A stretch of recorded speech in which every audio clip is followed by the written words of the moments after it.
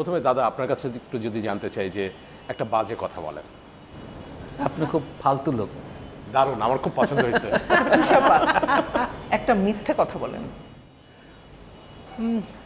খুবই ভালো আছি। তার মানে খুব ভালো নেই। এটা তো বুঝাই যাচ্ছে না। আচ্ছা, এবার যদি জানতে চাই দুজনের কাছেই, প্রথমে দাদা একটা সহজ কথা বলেন। এটাও অনেক কঠিন। আপা? খুশি আপা?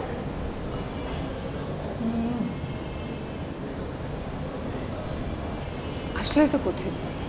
আমরা এটাই আসলে জানতে চাই যে সহজ কথা বলাটা কি খুব সহজ নাকি ভীষণ রকম কঠিন?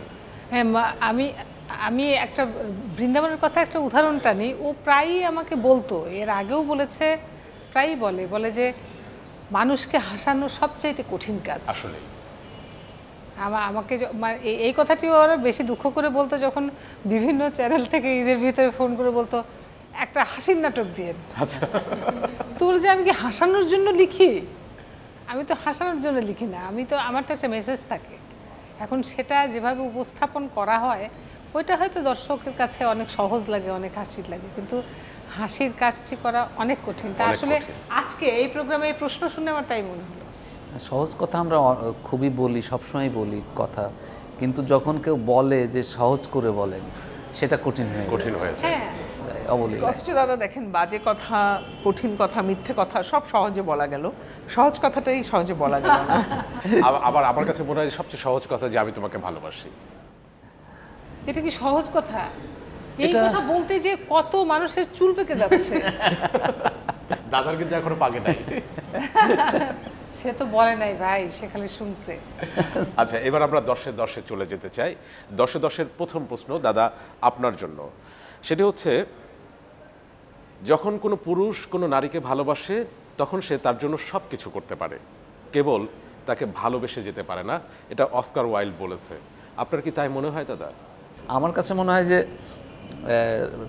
প্রতি পরিস্থিতি অনুযায়ী ভালোবাসার রূপ বদল হয়।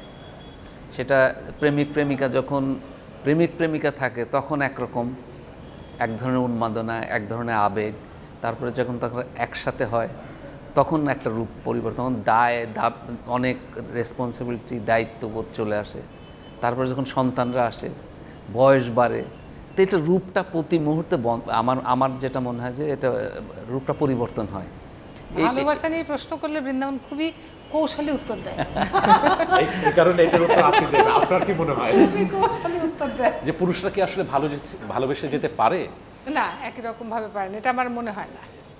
তো এত কৌশল করার কিছু নাই, আসলেই না। আমার মনে হয় যে ভালোবেসে একত্র হওয়ার পরে মানে যেই আগ্রহে যেই ভালোবাসাটা একত্র হয়েছিল সেই জিনিসটা ভুলে যায়, এটা আমার মনে হয় একটা অভ্যস্ততা। হ্যাঁ, তখন একটা অভ্যস্ততা।